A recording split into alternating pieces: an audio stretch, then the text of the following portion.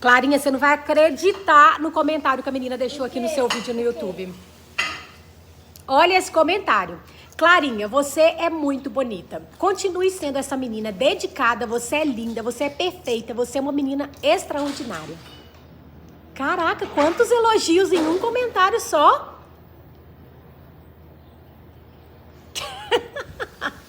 Como que fala?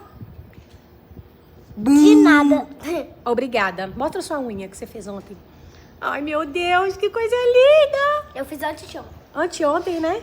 E ainda tá... Não soltou ainda, né? Gente, Minha unha.